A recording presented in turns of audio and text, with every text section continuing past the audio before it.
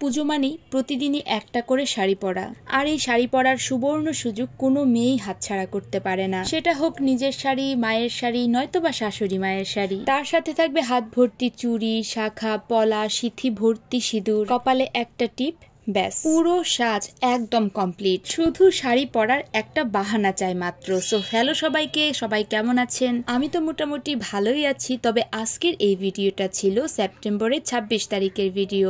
আর এই শাড়িটা কার জানো?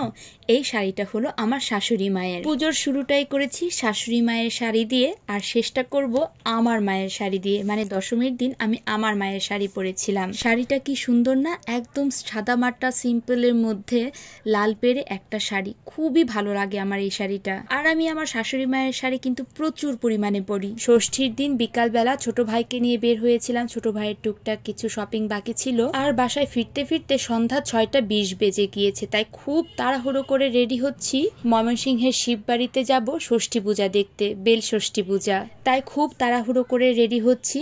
সময় ছিল ষষ্ঠী পূজার 6:30, কিন্তু আমি বাসায় ফিরতে ফিরতেই সন্ধ্যা 6:20 বেজে গিয়েছে। তাই খুবই তাড়াহুড়ো করছিলাম। আর জানো তো, আমার ছোট ভাইকে সাথে নিয়ে অষ্টমীতে অঞ্জলি দেওয়ার জন্য একটা শাড়ি কিনেছি, তাও মাত্র 10 মিনিটে। 10 মিনিটে কেউ কোনোদিন শপিং করতে পারে, তাও আবার শাড়ি?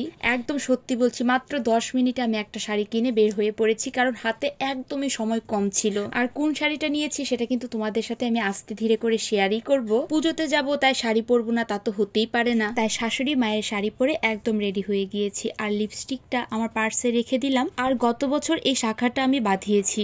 আগের শাখা বাঁধানোটা না বেড়ে গিয়েছিল, তাই নতুন করে এই শাখা বাঁধানোটা এবার পুজোতে পরে নিচ্ছি।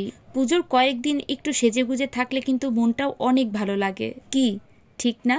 তার সাথে পলাও পরে নিলাম, অল্প কিছু চুড়িও পরে নিলাম, একটা ছোট্ট গলার চেনের মতো পরে নিলাম। মানে ষষ্ঠীর দিন কোনো হেভি মেকআপ করিনি, একদম সিম্পল ভাবে সেজেছি। কথা বলতে বলতে কিন্তু আমার সাজগোজ একদম রেডি। ব্যাস আমার চুলটা একটু ভালো করে আঁচড়িয়ে নিই। সারাদিন অনেক কাজ টাজ করে তারপরে আমি বের হয়েছি। সারাদিন আমার হাতে একদমই সময় থাকে না। কি যে করি সারাদিন, সংসারের কাজে আমি ইদানিং এত ব্যস্ত হয়ে পড়েছি। আচ্ছা, এবার আমাকে বলে ফেলো তো, আমার এই ভিডিওটা কারা কোন জায়গা থেকে দেখছো, আর ময়মনসিংহ থেকে কারা দেখছো, তারা কিন্তু অবশ্যই আমাকে কমেন্ট বক্সে জানাবে। আমার এই ভিডিওটা ভালো লেগে থাকলে কিন্তু অবশ্যই একটা লাইক আর কমেন্ট করবে, আর আমার পেজটাকে ফলো করে দিতে কিন্তু একদম ভুলবে না। দেখো, কথা বলতে বলতে কিন্তু রেডি হয়ে গিয়েছি। ছোট একটা কানের উপরে নিয়েছি, বলেছিলাম প্রথমেই একদম সাদা মাটা সিম্পল সাজ সেজেছি। আর সিঁথিতে একটু সিঁদুর ছুঁয়ে নিলাম। এইবার বের হয়ে যাব ময়মনসিংহের শিববাড়ি মন্দিরে। আমি সেখানকার সদস্য। ময়মনসিংহের শিববাড়ি মন্দিরে দুর্গাপূজাটা হয় মূলত সব নারীরা মিলে। এটার নামই মূলত নারী শক্তি আয়োজিত দুর্গাপূজা।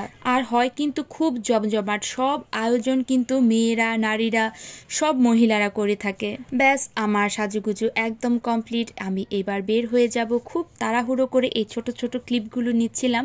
আমি রেডিও হয়েছি মাত্র 15 মিনিটে। শাড়ি পরে 15 মিনিটে এত কম সময়ের মধ্যে আমি কখনোই রেডি হইনি। তো এই তো, আমাকে কেমন লাগছে অবশ্যই আমাকে কমেন্ট বক্সে জানাবে। আর দুর্গাপূজার বেল ষষ্ঠী পূজার দিন আমি শিববাড়িতে যে গিয়েছিলাম, তার কিছু সুন্দর সুন্দর মুহূর্ত তোমাদের সাথে পরের ভিডিওতে শেয়ার করব। তা না হলে এই ভিডিওটা কিন্তু অনেক বড় হয়ে যেতে পারে। মূলত দুর্গাপূজার সবকিছুই তোমাদের সাথে শেয়ার করব। তো আজকে ভিডিওটা এইখানেই। So tata.